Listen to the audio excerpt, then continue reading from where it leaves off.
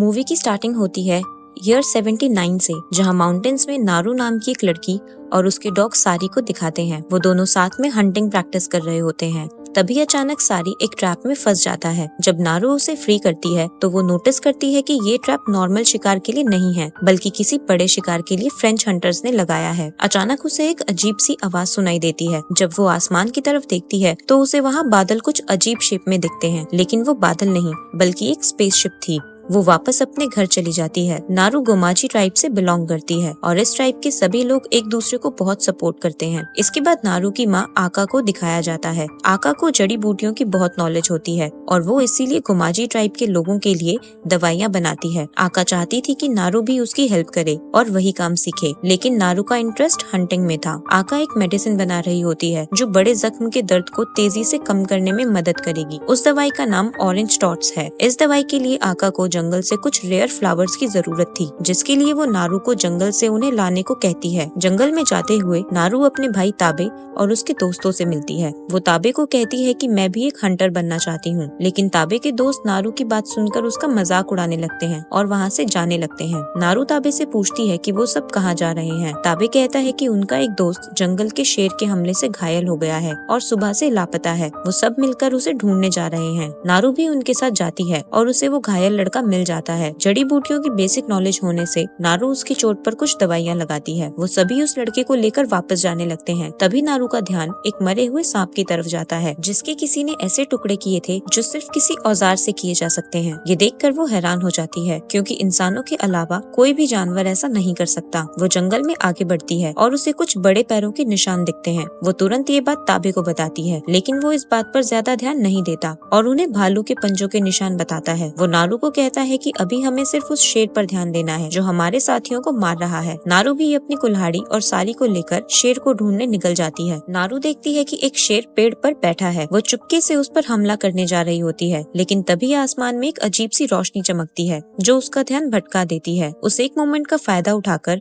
शेर उस पे हमला कर देता है और नारू बेहोश हो जाती है। होश आने पर उसे पता चलता है कि ताबे ने उसकी जान बचाई और शेर को मार गिराया। उसकी हिम्मत और लीडरशिप के लिए ट्राइब उसे वॉर चीफ बना देता है। यहाँ से सीन शिफ्ट होता है। अगली सुबह एक भेड़िया जंगल में खरगोश का शिकार कर रहा होता है। तभी अचानक प्रेडेटर आता है और भेड़िए को मार देता है और उसके शरीर पर एसिड डालता है जो मांस पिघला देता है, सिर्फ उसकी खोपड़ी बचाकर। नारू अपनी स्किल्स इम्प्रूव करने में लगी होती है। अपनी कुल्हाड़ी को एक लचीले बेल से बांध देती है ताकि उसे बूमरैंग की तरह वापस बुला सके। उसका लॉयल साथी सारी हमेशा उसके साथ होता है। प्रेडेटर एक भेड़िए की खोपड़ी साफ करके अपनी आर्मर पर लगाता है। ये उसकी ट्रॉफी रखने की रस्म होती है। नारू एक मैदान में जाती है जहाँ कई जानवर बिना मांस के मरे होते हैं। सिगरेट का जला हुआ टुकड़ा देखकर उसे समझ आता है कि ये फ्रेंच शिकारियों का काम है। वहाँ से निकलते वक्त उसका पैर दलदल में फंस जाता है, लेकिन वो समय पर अपनी बेल से बंधी कुल्हाड़ी एक शाखा पर फेंकती है और मुश्किल से खुद को बाहर खींच लेती है। नारू अपने आप को एक महान शिकारी साबित करने के इरादे से एक पहाड़ी से एक भालू को देखती है और उसका शिकार करने का सोचती है। वो तीर कमान निकालती है, लेकिन जैसे ही ज्यादा जोर लगाती है उसकी बो स्ट्रिंग टूट जाती है। आवाज सुनकर भालू चौकन्ना हो जाता है और तुरंत नारू पर झपटता है।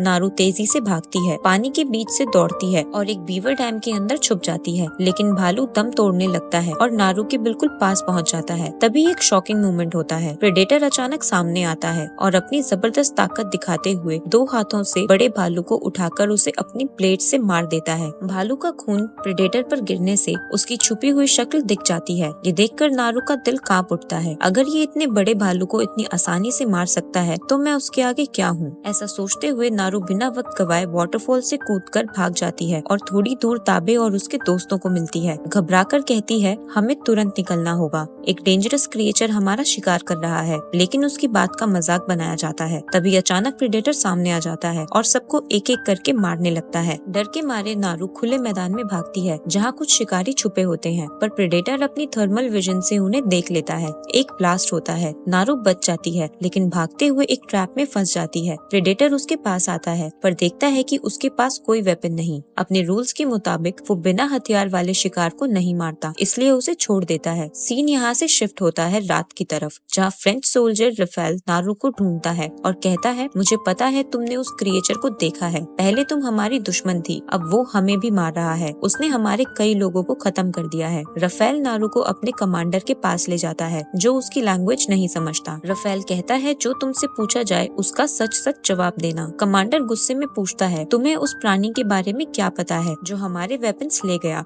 और हमारी प्लान्स बर्बाद कर रहा है। नारू प्रेडेटर को जानती थी, लेकिन वो ये भी जानती थी कि बाकी के जानवरों का शिकार फ्रेंच हंटर्स ने किया था। उन्हें उनकी गलती की सजा देने के लिए वो कुछ भी बताने से इनकार कर देती है। नेक्स्ट सीन में दिखाया जाता है कि अगले दिन फ्रेंच हंटर्स प्रेडेटर के लिए ट्रैप्स लगाते हैं। तब फिल्म का धमाकेदार सीन आता है। प्रेडेटर उनकी प्रेजेंस महसूस करता है, असली रूप दिखाता है और अटैक कर देता है। वो शिकारियों को ब्रूटल तरीके से मारना शुरू करता है, किसी को पटकता है, किसी को हवा में उछाल देता है। हर तरफ अफरा तफरी मच जाती है। प्रेडेटर के सामने कोई टिक नहीं पाता। खून और तबाही के बीच नारू और ताबे मुश्किल से बच निकलते हैं। रास्ते में उन्हें घायल राफेल मिलता है जो कहता है मेरी टांग का इलाज करो, मैं बंदूक दूंगा। नारू उसे ऑरेंज डॉट्स फूल देती है जो बॉडी की हीट कम करते हैं। राफेल जैसे ही खाता है उसका शरीर ठंडा हो जाता है और प्रेडेटर के थर्मल विजन से छुप जाता है। प्रेडेटर आता है लेकिन राफेल को नहीं देख पाता और लौटने लगता है, पर जैसे ही वो उसके घाव पर पैर रखता है राफेल चीख उठता है। प्रेडेटर तुरंत उसे ढूंढ लेता है